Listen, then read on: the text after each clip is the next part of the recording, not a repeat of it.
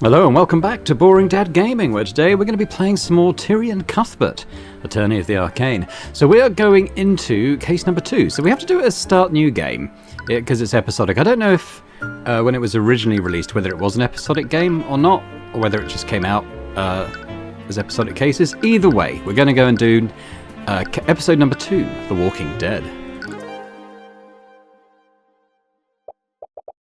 Wallace Nightgrave. Oh, okay, so he's a 16-year-old student, arcane art necromancy. Let me go!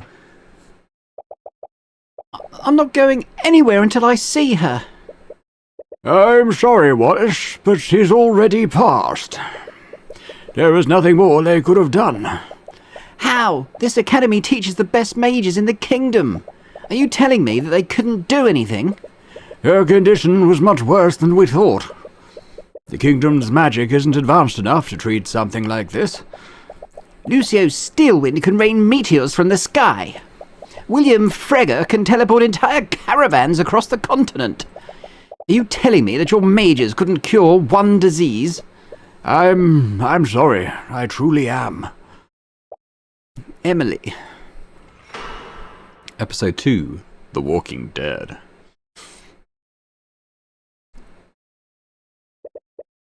I'm sorry, Celeste, but there's no way out of this.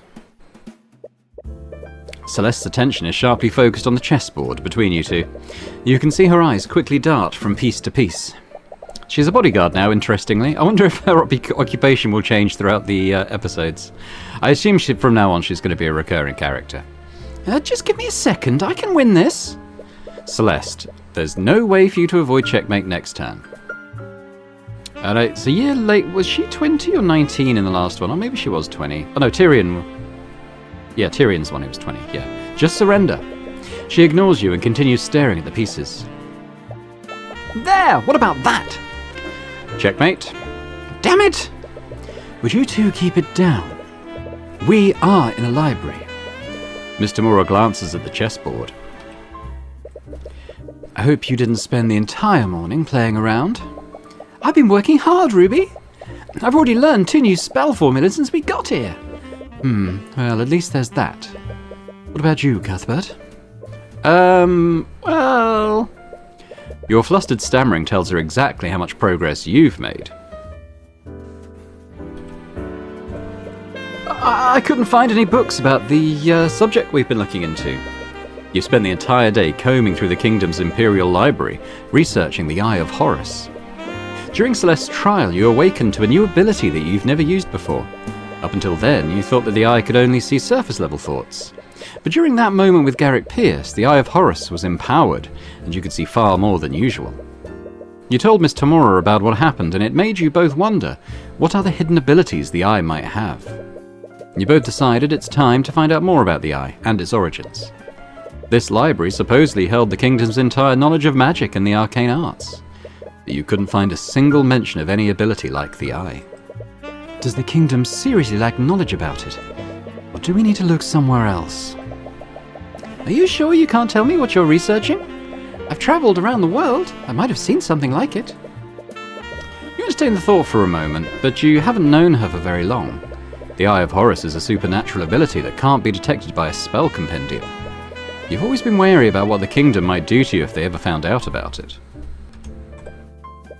So, sorry, it's not something I can really talk about. Fine. If I had... So I don't know who this is, so we'll voice them neutrally till now, till I get a look at their character model and decide on a voice. If I had to guess, I would say that they're looking into supernatural phenomena. Ah? You and Celeste nearly jump out of your chairs. Oh, hello. You look over to where the voice came from. She appears to be a student at the academy. Now, she looked... if you remember back to the the first case, probably the first episode, might have been the second, but I think the first one. Tyrion had a dream. It's when they were staying at the tavern, wasn't it? And at the very end, this girl did a bit of a jump scare on him, I think. Just looking at down there at the gloves she's wearing, they were in the dream. They reminded me a bit of Mummy's hands, you know, kind of wrapped in bandages. So I think it's the same one. But we don't know much about her. How long was she there? You didn't notice her presence at all. You also feel like she looks oddly familiar. Okay, how are we going to voice her? She should be quite... I think she should be quite, quite creepy, huh? I'm terribly sorry if I startled you, but I couldn't help but overhear your conversation. As the girl approaches your table, you see another student frantically running after her. Eris, you can't just... Oh, I'm so sorry. Oh, it's fine, Wallace. I'm sorry, but who are you two? Sorry, that was incredibly rude of me. My name is Eris Ilmater. Student. And this is Wallace Nightgrave. So her arcane art is illusion. We're both students here. Hi. Not to be rude, but that was a private conversation. Just how much did you hear? I wonder. Reading about the supernatural is actually a hobby of mine. I might be able to help you with your research, Mr. Cuthbert. And what makes you so sure that is what we're researching? Mr. Cuthbert has a bad habit of muttering to himself when he thinks. I assume that his research had something to do with the supernatural. You feel a piercing side glance from Miss Tamora. You avoid eye contact with her. But anyways, do you mind if I ask you a few questions? Of course, I'd be happy to help. Wait.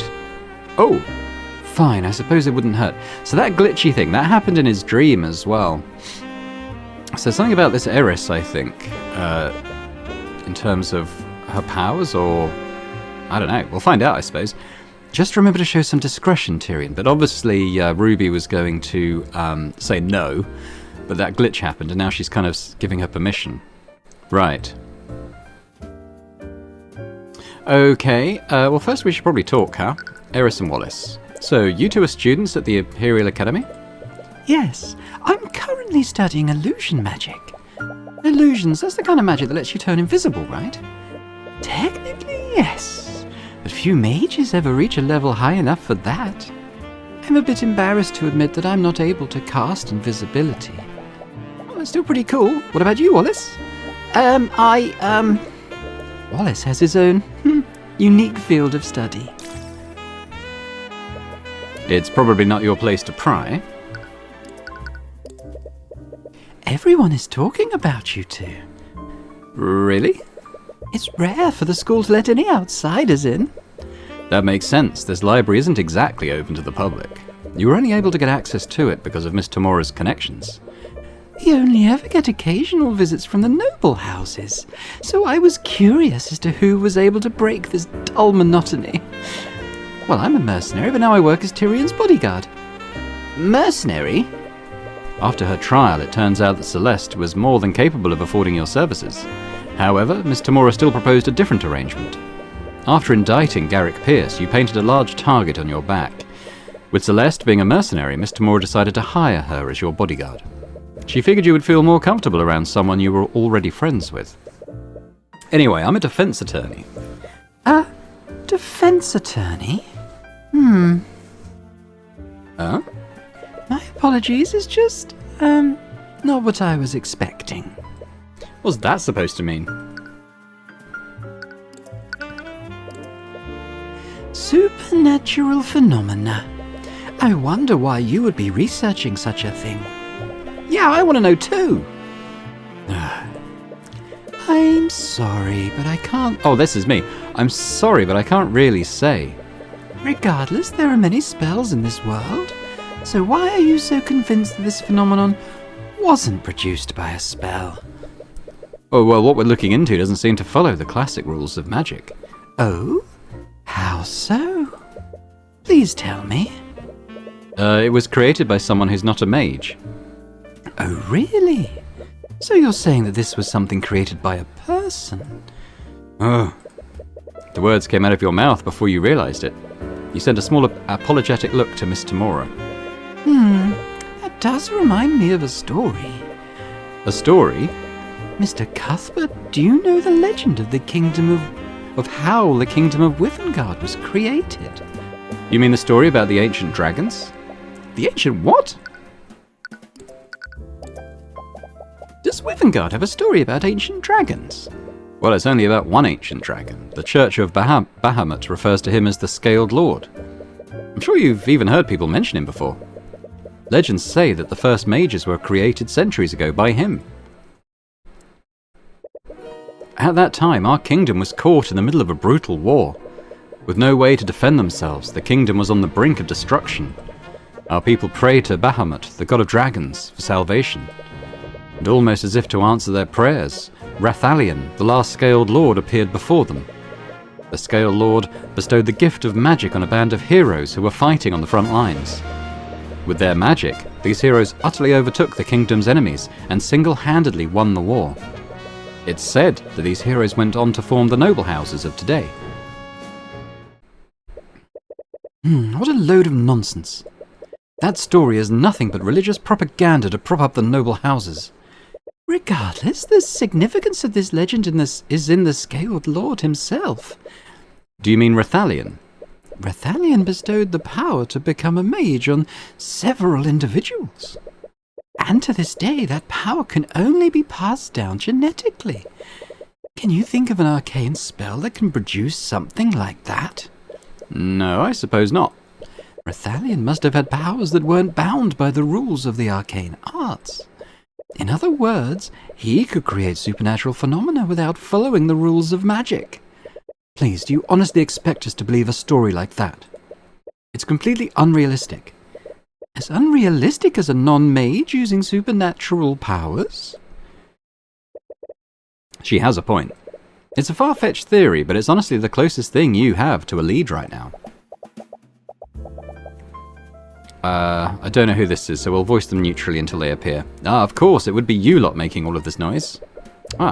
Suddenly a woman who appears to be an instructor approaches you. Okay, she can be Australian. She looks upon each of you with an equal amount of disdain.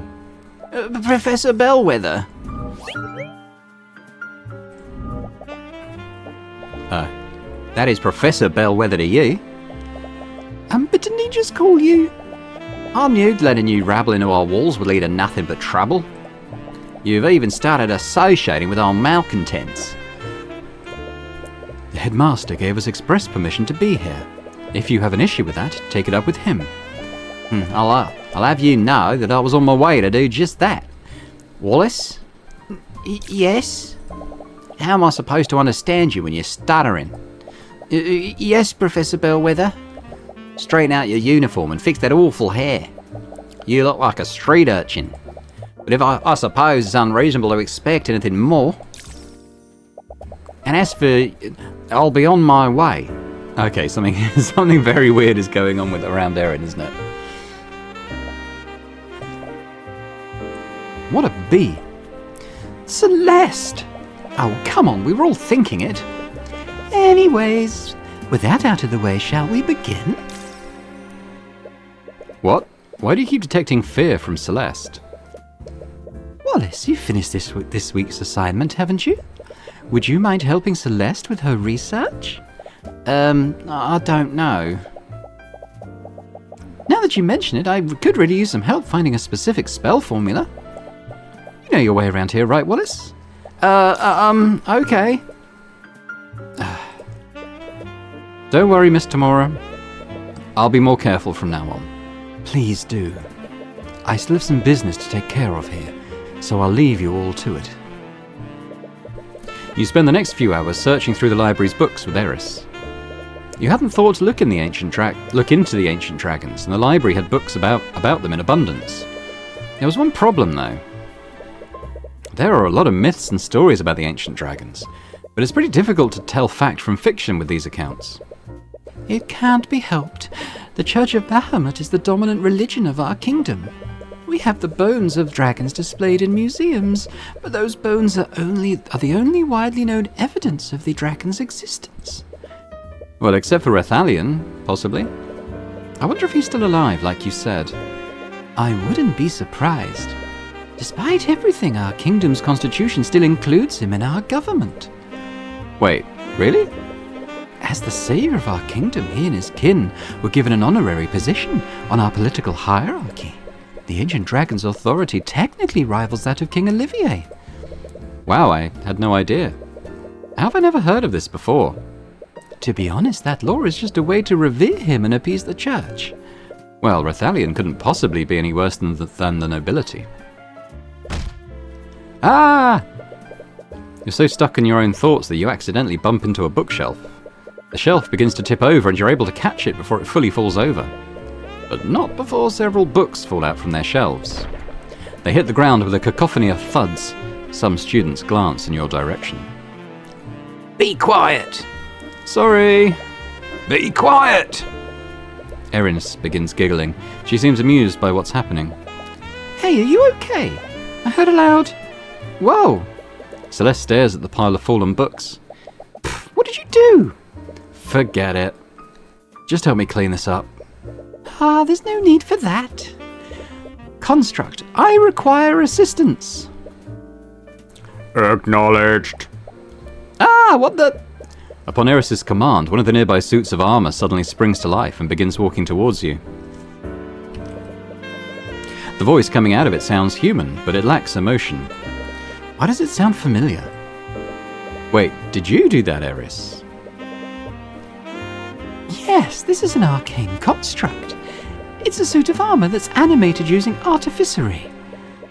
They're designed to carry out various tasks for the students. Arcane constructs, this is a clue. Suits of armor that are animated using artificery. They can carry out simple tasks when ordered to. The ones in the Imperial Academy speak using the voice of Catherine Bellwether. Oh, okay, so they should have been Australian then. We'll remember that for the future. These voice lines can only be changed or adjusted by the Academy headmaster. Okay, so that's possibly going to be important later. Every command given to a construct is stored in its command log. However, this command log must be cleared regularly. Really? I didn't know anything like that existed. They're still experimentals. They aren't available to the public yet. With that being said, construct, please place these books back where they belong. Acknowledged. That was Irish, wasn't it?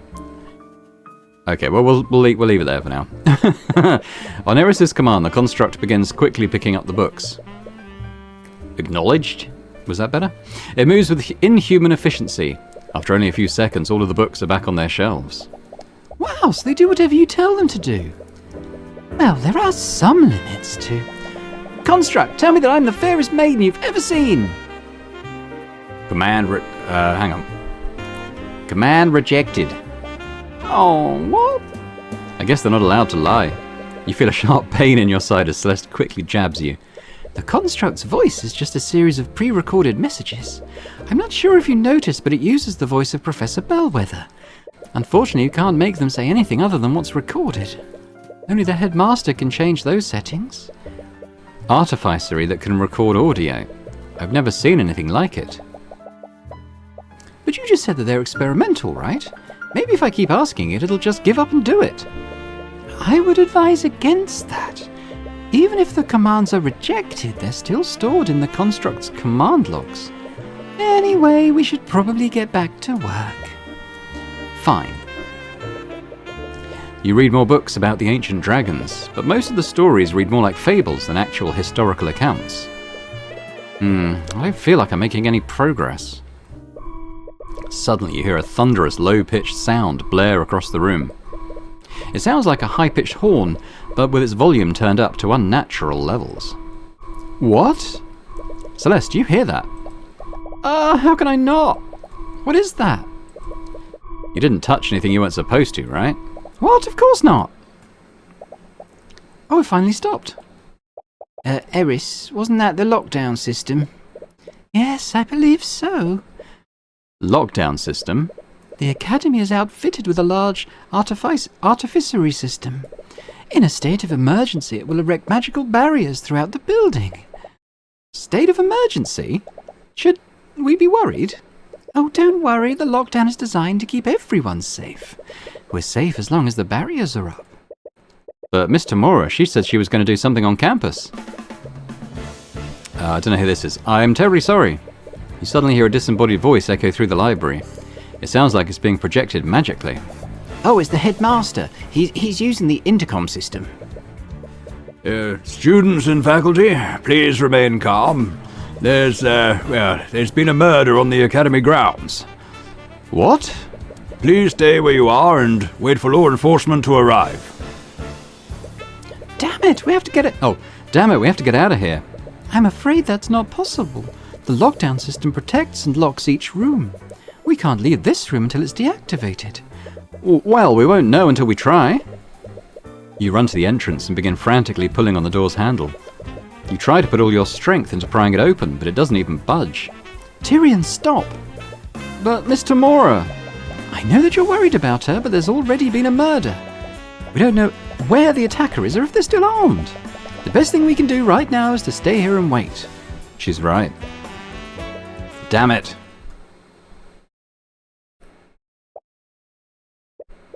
Celeste's hand rests on her sword. Her eyes are carefully watching the entrance. Oh wow, we've been here for hours and she hasn't stopped watching the door. She was also able to calm you down earlier.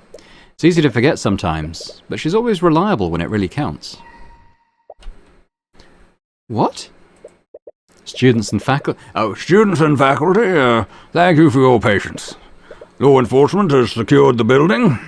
The lockdown has been lifted. However, please remain in the building until, The headmaster is barely finished with his message before you're out the door. Tyrion! Hey, don't go off on your own. You desperately run through the academy hallways. No, Miss Tamora! Miss Tamora, where are you? You have no idea where you're even going anymore. You can feel your fear and anxiety rise with every passing moment. Where is she? Cuthbert? What's wrong? Miss Tamora! Calm down, you're hyperventilating. I heard there was a murder and, I've been looking all over for you. And you're worried about me? I just, You hug Miss Tamora tightly as you're overcome with emotion. She's usually not receptive to affection, but you don't care. You're just relieved that she's safe. Tyrion, there you are! And you're crying. Sorry, I didn't mean to worry you so much. We heard the announcement. Do you know what happened, Ruby? I do, but... You see Miss Tamora glance at Wallace for a brief moment. For now, I think we should head to the foyer. You arrive at the foyer and see the room swarmed with a legion of familiar knights. Is that the Inquisition? Don't tell me. The headmaster mentioned there was a murder on campus. Someone used magic. Hey, you there. As you enter the foyer, Commander White notices you and begins marching in your direction. But his attention isn't focused on you. Huh? Are you Wallace Nightgrave? Yes, but, By the authority of the Wivengard Crown, I'm placing you under arrest. Hey, what are you doing? You three? What the hell are you doing here? You said he was under arrest? On what charges? This kid is charged with the murder of Catherine Bellwether. What? Wasn't that the professor you met in the library earlier? Like hell you're arresting him. He was with us in the library for the entire morning. There's no way he could have murdered her. Move aside, Celeste. But... Miss Tamora is right. If Wallace is a suspect, we can't stop the Inquisition from arresting him. No. Don't worry, Wallace. We'll get to the bottom of what happened. Without a word, Wallace allows the Inquisition to drag him away. My apologies. I'm going to go and check on him. Oh, this is terrible. I still don't understand. Why would they suspect Wallace of all people? I'm not sure myself. Unlike most magical homicides, this school is filled with plenty of mages. There has to be a long list of suspects. Isn't there anything we can do? I'm going to go investigate what happened. Cuthbert? Yes? He hasn't accepted you as his attorney yet. You don't even know if you'll be working this case. But I know that he's innocent. I just can't sit here and do nothing. Well, I clearly can't stop you. But please remember that being an attorney is your job. It's not charity work. Don't come crying to me if you run out of gold. Right. Anyway, I still have some business to take care of in the city. Will you two be okay handling this? Yes, yeah, we'll take care of this. Good. I'll leave everything to you then. All right, let's go, Celeste. Right. I want to save progress. Should I start overwriting saves? Probably makes sense, doesn't it? It's been a few hours since Wallace was arrested. You and Celeste were with him during the lockdown, so the Inquisition had to take your statements. But the more they questioned you, the more they could tell that they had doubts about your testimony. You will need to do more if you want to establish an alibi for Wallace. That took much longer than I expected. Oh, I've already lost a lot of time talking to the Inquisition. But we should be free to roam around now. Where should we go first? The crime scene sounds like a good start. We still need to figure out what actually happened. Ruby said the body was found in Lecture Hall 2B. It's in the west wing of the school. Alright, well, that seems like a good place to start. Probably just move there, right? Let's do that first. Hey, stop right there. As you try to enter the classroom, you're stopped by one of the Inquisition Knights. I'm the defense attorney for the accused. We have a right to investigate the crime scene. Yeah, from what I've heard, the kid doesn't have an attorney yet. Right, you haven't been able to talk to Wallace about that yet. It's quite alright, Leatherman. Lady Steelwind? Do not call me that. While you work under me, you will address me as Prosecutor Steelwind. Yes, Prosecutor Steelwind. What's that smell? As you enter the classroom, you find yourself inhaling a sour and rancid odour. The stench is so overwhelming that your eyes begin to tear up. Don't worry, you'll eventually get used to the smell. What are you even doing here, Steelwind? I'm here to coordinate the investigation. You look around the crime scene. There isn't a single Inquisition Knight in the room. Isn't that the Inquisition's job? Due to the circumstances, I decided to handle this case personally. Well, since we've got you here, could we ask some questions about what happened? Can I assume that you're planning to defend this case? That would make you my opponent. What do I have to gain from helping you? Right. However, I would be willing to answer your questions, but only if you answer some of mine as well. Oh, okay. What could she possibly want to ask you? Let's just start by talking to her, I guess. Miss McCoy, it's my understanding that you were adopted. Would you happen to know who your birth parents are? Hey, isn't that too personal of a question? You agreed to answer my questions, didn't you? I didn't think you meant... It's fine, Tyrion.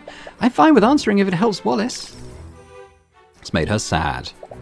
I don't know who my birth parents are. I've never tried looking for them. I see. If I recall correctly, your spell compendium only contained one spell. Considering your upbringing, how did you learn Mage Blade in the first place? I brought a scroll from a merchant a few years ago. It had Mage Blade's spell formula on it. But I know more than one spell now. I actually just learned a few new spells today. I'm sorry, spells, as in plural. How long did it take you to learn these spells? Oh, a few hours, I think. She learned multiple spell formulas within a few hours? What was that just now? I see. Well, I think that's all I need to ask for now. Okay? She's sharing information about the investigation for that? Why is she so interested in Celeste all of a sudden? Alright, let's talk now. Rancid smell. Oh, I can't take it anymore. That smell is driving me crazy. What is that? From what I understand, there was a bit of an accident a few days ago. It happened during one of the classes that the headmaster was teaching. He misread the instructions for an alchemy experiment, and as a result, he accidentally produced this rancid-smelling vapor. Vapor? It's not poisonous, is it? Of course not. I wouldn't be standing here if it were. It's just extremely unpleasant to the senses. Foul classroom smell. Weeks ago, wow. The headmaster performed an alchemy experiment incorrectly in Lecture Hall 2B. The resulting chemical reaction produced a rancid yet harmless vapor that still lingers in the room. The murder. Do you know what happened here, Steelwind? Well, it all began when the City Watch received a call from the Academy. Supposedly there was an attack on campus grounds and the entire building was put on lockdown. The City Watch set up a perimeter around the building while they waited for the system to deactivate. What? Couldn't the Academy have let them in once the scene was secure? I'm not sure about the specifics, but supposedly the lockdown can't be shut down manually. You'll have to ask one of the Academy's admins if you want to know more. Anyway, you two were also present during the lockdown, am I correct? Did either of you see anything suspicious? No, but we actually met the professor that morning. She was still alive then. I see. Well, that does match with the accounts from our other witnesses. Do you have any idea where she went after she left the library? The headmaster gave us express permission to be here. If you have an issue with that, then take it up with him. I'll have you know that I was on my way to do just that. She said that she was going to meet with the headmaster. Hey, you also mentioned that when I questioned him. She attended the meeting as planned. If the headmaster met with Bellwether, you'll probably want to speak with him next. She must have found her way into this classroom afterwards. Would you happen to have a map of the academy? I do. Have extra copies if you'd like one. What is it? There's only one direct path from the headmaster's office to this lecture hall. But I wonder if she took any detours. Here we go. Anything else? Okay, yeah. Do you know how the body was discovered? 2 members of the kitchen staff spotted her collapsed inside this classroom. They reported the situation to the campus admin when they attempted to save her life. But it was too late. The professor had already passed away by the time any healers arrived. Those 2 staff members, who were they? I believe their names were Valentina and Valerie... Valerie Lannis. They're apparently sisters. Oren was the one who collected their statements. Did he not notice anything off about their behaviour or their surname? From what he said, they had a few quirks, but nothing too suspicious. Quirks? He told me that they were running and spinning around him during questioning. What does that mean? I have no idea. Perhaps they were still on edge after finding their co-worker murdered. You definitely want to speak with those staff members. Why is Wallace a suspect?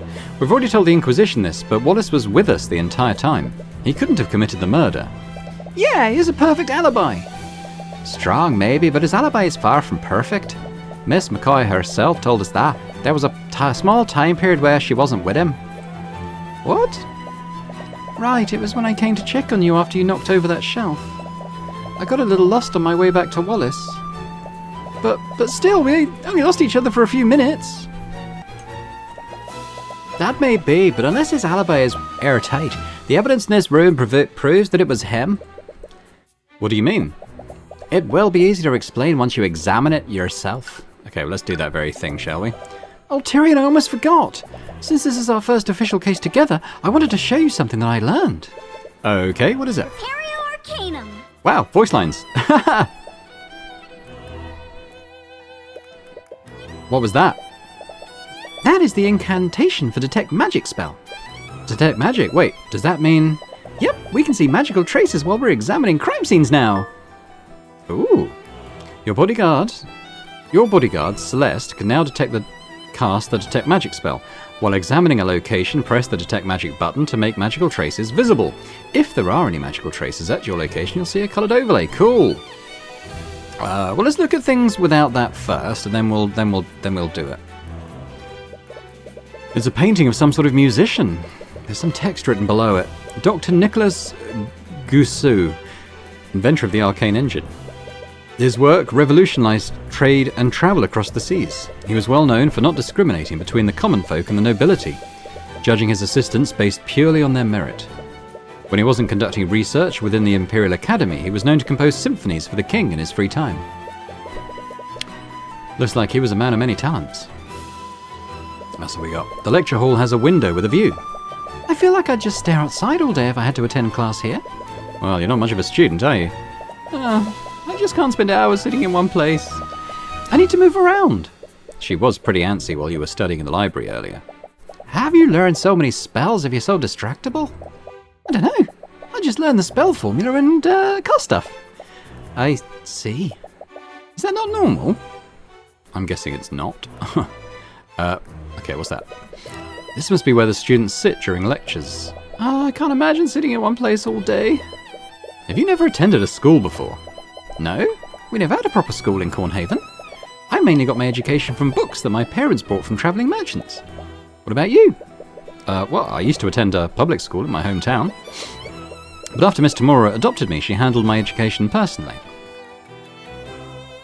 Homeschooled. Alright. Celeste. I can't believe that the professor is dead. We just saw her this morning. There's a chalk outline around where her body was. It appears that most of this blood came from her abdomen. Is that where the fatal wound was? There's a lot of blood in this puddle, but there's no trail leading to it. And there aren't any magical traces anywhere else in the room. Well, hang on. We don't know that yet. I doubt the murderer used magic to clean it. Does that mean that the murderer attacked her in this room? Maybe, but it's hard to say for certain. Bloodstain under the body. Clue. Hey, what else have we got? We got bookshelves? Oh, they have books here too. They appear to be textbooks about alchemy. Oh, lame. Okay, I think that's probably it for non-magical stuff in this room. Let's detect magic then. So we got this. What? What's wrong? There's a trace of necromancy on the body. Necromancy? Isn't necromancy the type of magic that creates undead? She's not just going to get up and walk away, right? We're honestly not sure. That's part of the reason why I've stationed myself here. But what does that have to do with Wallace? Oh, you didn't know? Wallace Nightgrave is a necromancer? He's a what? We believe that he drained her life force completely using a necromancy spell. That's why there are no visible wounds. Here's the autopsy report. They've done an autopsy already? It will tell you everything that you need to know. Okay, died at 2:01 PM. Body showed no signs of cuts or bruising. The alchemist report has verified that death was not caused by poison or disease. Body shows traces of necromancy and illusion magic. Cause of death is not apparent, but very likely caused by necromancy magic. Okay, Eris, as we know, is an illusionist. But in the modern day, even the Inquisition doesn't commonly deal with necromancy. They're all on edge about what other spells he might have used. So I'm here to make sure that nothing unholy happens to the body. You can't believe it, you've heard stories of necromancers before. But why would Wallace be studying something like that? But even if Wallace is a necromancer, aren't there plenty of other mages who can cast necromancy spells? This is an academy for mages after all. No, there are no laws against it, but the knowledge required to learn necromancy is heavily controlled. No one in their right mind would dare teach necromancy beyond basic healing magic. Frankly, I'm surprised even one student of this school was allowed to learn it. I can see why. But because of this specific piece of evidence, we know that he's the murderer, but it's still too convenient. That's the first time you've seen a thought from Steelwind. Normally, you can only see thoughts from people who are stressed or excited. You doubt that Miss Steelwind is excited, so something causing her to be stressed. Is there something you're not telling us, Steelwind? Because something tells me that this case isn't as straightforward as you claim it is. If you truly believe that, then why don't you prove it? The eye can't see any more thoughts from her. She must be subconsciously guarding her mind now, but she's clearly hiding something. Alright, let's have a look at this bit. There's a trace of illusion magic next to the body. We believe that the suspect donned an illusory disguise immediately after murdering the victim. Using his disguise, he discreetly made his way back to the library unnoticed. Assuming that Wallace isn't the murderer, the real killer must have used a similar disguise, which means that no one would have seen them leave this classroom. It'll be harder to find any witnesses that saw the perpetrator. Okay, well that looks to be it, so let's go back and maybe talk to her again. Maybe not. We could present her with stuff to ask her about it. What about the knights? What do you think about Miss Steelwind? Oh, she doesn't know much about that. Well, let's keep presenting stuff to her and just see if she has any thoughts on any of this. Ugh, this rancid smell is really horrible. Yeah, I don't blame you for finding it distracting. It's all because of a mistake during an alchemy experiment. I was surprised too. It's not like the headmaster to make a mistake like that. Map. No, she's not got anything to say about that. The finding of the body. Nothing about that. Bloodstain. As a mage from a noble house, you must have gone to school here. Did you know Catherine Bellwether while you were here? Unfortunately, I did. I constantly clash with her over the treatment of the students. One of my biggest regrets is failing to remove her from her position before I graduated. Sounds like many people didn't get along with the professor. I would say more, but it doesn't feel right to speak ill of the dead. Or the undead. Okay, present evidence. No, she doesn't. Okay, so we got nothing on spells. Profiles. I mean, we could ask about her again. It's probably going to be the same text, and it looks like it. We've also got, does she know Wallace Nightgrave? Not really. What about Eris? Anything on that? No. Okay, well I think we're probably done here then. So should we move? Probably to speak to the headmaster, I would think, yeah? You follow the map that Steelwind gave you, and you arrive at the headmaster's office. Oh, hello there. I wasn't expecting guests today. Sorry for coming unannounced. You must be... My name is Theodore Redmond. I'm the headmaster of the Wivengard Imperial Academy. 88, wow. And judging from your appearance, you must be the protege of Ruby Tamura. To what do I owe the pleasure? They must be here to investigate the murder. Wait, Eris? I thought you went to see Wallace. Unfortunately, the Inquisition is questioning him right now.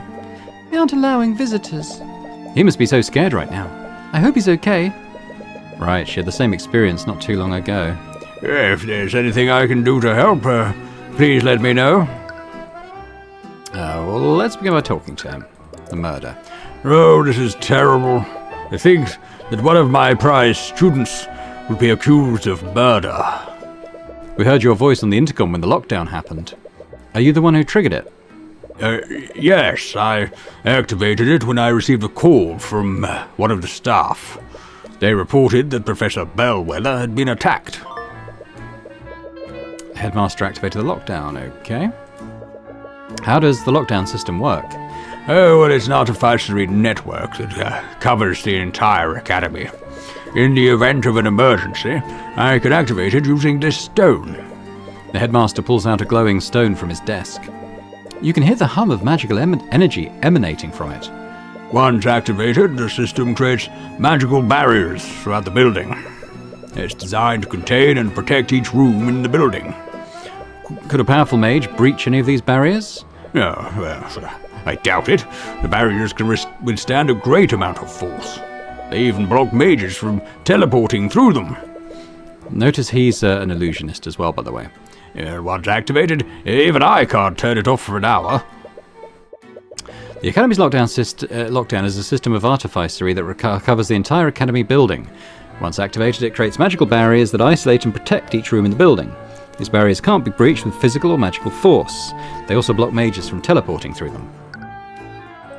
What about Wallace? What can you tell me about Wallace? Earlier you said he was one of your prized students. I just need to understand. Why did the prosecutor say that he was a necromancer? Because, well, technically, he is one. What? But why would he study something like that? Necromancy is probably one of the most dangerous and most scrutinized schools of magic. Its image has been long tainted by stories of dark wizards raising armies of the undead. However, it doesn't just control the forces of death, it also controls the forces of life. Forces of life? Well, the truth is that healing magic is also classed as necromancy. Most healers don't care to admit it because of the stigma that it adds. But that's why Wallace is studying it. He wants to become a doctor. But there are plenty of mages who know healing magic. Why is Wallace being singled out? Well, for years he's been studying necromancy beyond basic healing magic. He believes that high-level necromancy could revolutionize modern medicine. Unfortunately, many among the faculty don't see it that way. Wallace doesn't hail from a noble house. He's a mage that was born among the common folk. He's like me. Many of the faculty fear that he'll use his knowledge to raise armies of undead, just like the necromancers of old. The Imperial Academy isn't even permitted to teach it to students beyond basic healing magic. Then why did you allow him to study it? After everything that happened to him, I made an exception. Everything that has happened to him? Yes, well, I'm not at liberty to say more. You'll have to ask him if you wish to know more. Spell compendium. If you plan on defending Wallace, you'll need his spell compendium. Am I correct? Yes, having a client's compendium is instrumental to acquitting them. You may find that a bit difficult. You see, after a certain incident, he destroyed his compendium. What? Why would he do that? Doesn't he need that to use magic? A spell compendium is a device mages use to keep track of what spells they can cast. It's really convenient for remembering the formulas and incantations of your spells. But it's not actually required to use magic. I thought of destroying mine a long time ago, but they're really expensive. Luckily, I have an unattuned spell compendium right here. I'd be more than happy to give it to you if it helps Wallace. Oh, thanks. Wallace just needs to maintain physical contact with it for 10 minutes. After that, the compendium will attune to his magic. Just make sure that you don't let another mage like Celeste hold it. Once it attunes to a mage, no one else can use it. Okay. I've voiced her as being very creepy, but she's actually been very helpful so far. Oh, hang on. What was he going to say? I missed that because I was talking. I assume that he was going to refuse to let her do this, but he's now saying, All right, wonderful. I just hope you can persuade Wallace to attune to it. Catherine Bellwether. What can you tell me about Catherine Bellwether? Oh, wow, that was a whole mess of emotions. She was rather unpleasant to work with. Can you think of any enemies she might have had? You might as well list everyone who attended the school. Eris. It's best to be blunt with these sorts of things. As you saw yesterday, she had a pretty abrasive attitude toward the students. Many people in the school did not care for her. Well, maybe she wasn't the nicest person, but would that really be enough to motivate someone to murder her? She'd often target and harass students, especially those who were from the common folk. She even made a habit of expelling students for minor infractions. For commoners, magic can be our ticket out of poverty. Can't imagine how it'd feel to have that opportunity unfairly taken from you. She put so much pressure on those students. Some of them even left the academy of their own volition. They couldn't handle her constant verbal abuse. Even then, would that really be enough motive to commit murder? The human psyche is a fragile thing. It's astounding what someone might do when pushed far enough. What about her relationship with the faculty? Yeah, well, in some cases it was worse than it was with the students. She'd often treat the staff like her personal servants. I received many complaints from them about her behavior. Sorry if this sounds rude, but why didn't you just fire her if she was such a big problem? Yeah, well, she used her position to curry favour with the noble houses over the years. As you can imagine, the Academy's board is controlled by the nobility. If I ever tried to remove her, they would probably support her over me. Very political. Anything else, or the meeting? I heard that you had a meeting scheduled with Professor Bellwether this morning. What time was that, and when did the meeting end? Our meeting was scheduled for noon. She arrived on time, and our meeting lasted until 1 p.m. Did anything seem off about her to you? No, she seemed her usual self. He's worried about something, a trace of fear or nervousness. If you don't mind me asking, what was the purpose of your meeting? We met to discuss routine administrative matters. Despite our personal disagreements, we knew to stay civil when discussing professional affairs. But to be perfectly honest, it did always feel like I was treading on eggshells when speaking to her. But you were her superior, weren't you? Didn't she respect your authority? We had many arguments about how I was managing the academy. She was very vocal about her distaste for the common folk students. She was difficult, to say the least. Okay, well that's about it for that. Let's examine the room. It's a painting of someone. He looks like some sort of professor. Oh, that's Professor Lucas Gilbert. He was an instructor here many decades ago. He was well beloved by the students here, and he was quite the accomplished scholar. This was all despite him lacking the ability to use magic. He studied magic without actually being able to use it. Yes, he was quite remarkable. Unfortunately, we lost him to illness very early in his life. There's a fireplace with some burning wood. It looks pretty cozy. What else have we got? Oh, window. There's a window with a view of a garden. The headmaster has a nice view from up here. Desk. There's a small table for guests. Is that wine? No, actually, it's just apple juice. Most of my guests are students, after all. Okay. Not sus at all. It's a painting of a mage, but he doesn't look quite like a noble.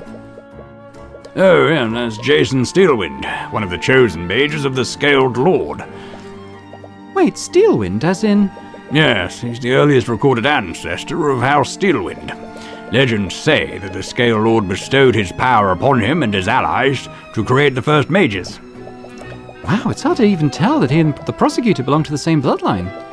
Yes, as with all the noble houses, House Steelwind had quite humble beginnings. If only they'd remembered where they came from.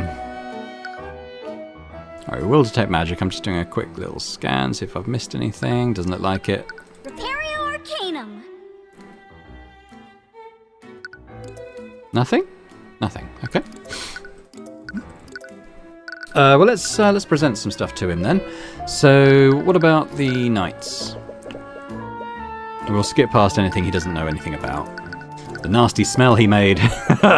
Steelwind told us that you had a bit of a mishap in Lecture Hall 2B. Yes, well, I was filling in for the alchemy instructor when I accidentally misread the instructions she left. I'm quite embarrassed to admit that my old age is catching up with me. Alright, what about the map? He's probably not going to know anything about that. The Imperial Academy is actually quite big when I look at it. Well, of course, we are the primary source of magical education for mages throughout the kingdom. As you may well know, most of the mages enrolled here are of the nobility. Their families have invested a lot into our facilities. Discovering the body? Nothing about that. A bloodstain? Probably... It's a terrible thing that happened. I think that somebody would commit murder within the academy. Using necromancy, no less. Yes, it's a lot to take in. The autopsy. It's just repeating it. Okay, well, this is all stuff that's come from our discussion with him, so probably nothing much to add there. He's talked about Bellwether. He's talked about Wallace. What does he know about Eris? Did you know? Eris is one of our top students in the study of illusion magic. Thank you, Headmaster. I appreciate your praise. Why do you study illusion magic, Eris? Oh, no particular reason. I just happen to have an affinity for it. It's also quite enjoyable to use my magic to deceive people. Now, yeah, she seems to do a bit of that, huh? Yeah, well, what does he know about Arya? Have you met the prosecutor, Mr. Redmond? Yes, I'm already well acquainted with her. Seems angry. She was once a student here. Oh, right, she is a noble. It makes sense that she'd go to school here. Yeah, that's about it. Okay, well, let's move along. We'll go to the kitchen and talk to the lay sisters who found her. Hello, is anyone out there? Be right there. Sorry, but the cafeteria is closed right now. Actually, we're here to investigate the murder. We heard that 2 members of the kitchen staff discovered the body. Oh, that would be me. I'm Valentina Lanus, whatever that is. It's not the word that it looks a bit like. Kitchen staff. How about the other person? Do you know where they are right now? Oh, that would be my sister, Valerie. I think she's gone somewhere else on campus right now. If you're with those knights, we already told them everything we know. Actually, we're investigating separately from them. I wanted to ask you some questions about what you saw. Sure. Well, I'm going to have to remember the details again.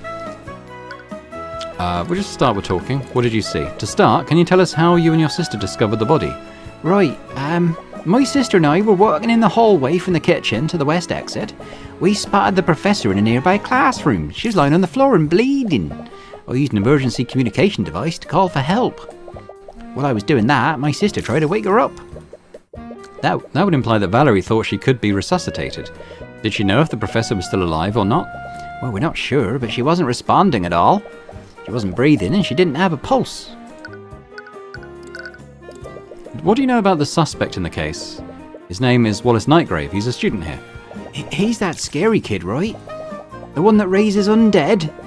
Those are just rumours. He would never do something like that. But he studies necromancy, right? Have you ever actually met him? No. I've heard the rumours. He's always hanging around the cemetery. I'm sure he's just biding his time, waiting for his chance to raise an army. It can't be helped that the people think of him that way. You can't help but be a little bit annoyed on his behalf. What can you tell me about Catherine Bellwether? Yeah, no one liked her. Yet another set of complicated emotions. Well, I guess there's no point in hiding it anymore. She was a horrible person. She was really terrible to all of us. By all of us, do you mean the Academy staff? Yeah, she would always treat us like our personal servants. Sometimes she'd make messes on purpose just so she could order us to clean it up. This probably sounds terrible, but I'm sure a lot of people are glad that she's gone. I just hope we can still keep our jobs. Interesting. Now, why would she be worried about that? Did you ever feel like your job was at risk because of Bellwether? Yes, actually. She was actually planning to fire all of the staff. All of the staff? That can't be true, can it? The Academy needs the staff to function. I'm not sure about the details. That's just what Jan told us. Who's Jan? He's one of the Academy's custodians. You'd probably find him cleaning the halls if you look round. Let's have a look in the kitchen. Celeste, this room was close to the crime scene. Could you cast Detect Magic and scan for magical traces? Sure. Did you just say scan for magical traces? Oh, I'll just get out of your way then. Wow, she just bolted out of the room. What was that about? Repario Arcanum. Okay, so we're not seeing anything. Let's examine stuff non-magically. There's a large cooking station here. They must prepare the meals in bulk here. There's a rack of cooking implements hanging from the wall. Valentina must use these to cook for the students. Several commonly used ingredients close to the cooking area. Set of pots for cooking soups and the like. There's a large sack of produce in the corner. There's some wine here too. That must be for the professors. Oh, that was Tyrion actually saying that. That must be for the professors. Oh, it's a plate of bread. They probably serve these as sides to the entrees. Don't get any ideas, Tyrion. What? Remember when we went to that fancy restaurant? You just kept ordering breadsticks and butter. The bread is free. I might as well take advantage of it. You know eating that many carbs isn't good for you. Yeah. He's only 20. He can get away with it for a while yet. It's a barrel full of some sort of drink. I wonder. It's probably not lotus juice, Celeste. They must serve the students' meals on these plates. It's a shame that they had to close the kitchen due to the investigation. Oh, you just detect magic again. There's definitely nothing here, is there? Okay. Alright, well, let's move on. So the hallway is probably where the we can find the janitor, right? I guess. You spot Valentina again. She's speaking to someone in a blue-collar uniform. Could that be the custodian she mentioned? Jan, where have you been? You still haven't fixed the plumbing in the kitchen sinks. Someone just died. Can't we take the day off for once? You're causing trouble for me and Valentina. Please be reasonable. Wait, why is Valentina suddenly speaking in the third person? Oh, hello. Valentina? Oh, my apologies. I can see why you're confused. I'm not Valentina. I'm her sister, Valerie. Are you trying to trick us or something? You look exactly the same. You remember reading about something like this before. You two are identical twins, aren't you? You're both genetically identical to each other. Yes, we are. Wait, this means that she was the one who discovered the body alongside Valentina. Since we have you both here, or since we have you here, do you mind if I ask you some questions about what happened? I'm terribly sorry. I've already spent a lot of the time looking for Jan here. I'm really behind on my work. But Jan was also nearby when we discovered the body. I'm sure he can answer your questions. Before you have a chance to object, Valerie quickly walks away. Wait! Do you want me to go after her? I'm pretty sure I can catch up to her. No, we don't need to scare those two more than we already have. Anyways, Valerie... I think it was Valerie, was it not? Anyways, Valerie said that Jan was around when the murder happened. Maybe he saw something. Jan Hughes, custodian. Jan, was it? Do you mind if we ask you some questions about what happened? Really? Well, whatever. At least I have an excuse to take a break now. So, Jan, are you a part of the staff here? Yep, I'm a janitor. I clean and I do odd jobs here and there. I'm making myself yawn. Pardon me, I'll try not to do that too often. Make myself yawn. Well, apparently that's all he has to say about that. Valerie mentioned that you were close to Lecture Hall 2B before they found Bellwether. What were you doing when the twins discovered the body? I was cleaning the halls. Bellwether knocked over a vase and there were shards and dirt everywhere. Wait, you saw the professor before the twins arrived? Yeah, like I said, she broke the vase right in this hallway. It was probably 20 to 30 minutes before the twins found the body. You might have been the last person to see her alive. Did you see where she went after breaking the vase? Yeah, I think she went into that room over there. Jan points to the lecture hall that Bellwether was found in. Did you see anyone else enter the lecture hall? I'm honestly not sure. I was more worried about cleaning the mess she made. Well, did you notice anything off about her? She was in a pretty bad mood, but honestly that's pretty normal for her. She was walking real slow. I didn't notice it at first when she basically shoved me out of the way. After that she knocked over that vase. I didn't even say anything after that, but she still yelled at me to be quiet. Did you see where she went after that? Not really, but the only thing in the kitchen that direction is lecture hall 2B. Can't imagine her going anywhere else. Okay. What can you tell me about Catherine Bellwether? I've heard that she had a pretty bad relationship with the staff. She had a bad relationship with just about everyone. Students, the other teachers. I can't think of many people who actually did get along with her. I'm sure you had your own share of bad experiences with her. Yeah, she'd always yell at me when I was taking too long to get a job done. I hate to say it, but things are a lot more peaceful around here without her. That's blunt, to say the least. But you can't exactly blame him for thinking that. Valentina mentioned something interesting. Did you tell her that Bellwether was going to fire the academy staff? Yeah, I remember that. What made you think that she was going to do something like that? You know those arcane constructs in the library? Bellwether was the one that ordered them. Oh yeah, they're so cool. Well, a few weeks ago, I overheard a meeting she was having with the headmaster. From what I heard, she was planning to order more constructs and entirely replace the staff. Oh. Well, yeah. Well, I'm sure the headmaster rejected her proposal. I don't know. From the way she was talking, it sounded like he didn't have a say in the matter. But only the headmaster would have the authority to fire the staff. Why would she be that confident? Dunno. All I know is that she hated having common folk in the schools, even among the staff. She was really miffed that he was hiring common folk from the community centre. She sounds like a horrible person, doesn't she? Let's examine the hallway. Is there anything to do with that vase that he was mentioning? It's a door that leads into some kind of storage closet. There doesn't appear to be anything of note inside. It's the entrance to the lecture hall. The door says that it's lecture hall 2B. This is the lecture hall where Bellwether's body was found. Okay, what about this one? Entrance to a lecture hall 2D. This is 2F. Where's 2C? Did I miss it? It's the entrance hall to lecture hall 2H. I guess they're on opposite sides because it goes, what, B, D, F, H, doesn't it? So I'm guessing that there's an opposite side somewhere. Let's detect magic. Arcanum. No magic here either. Alright.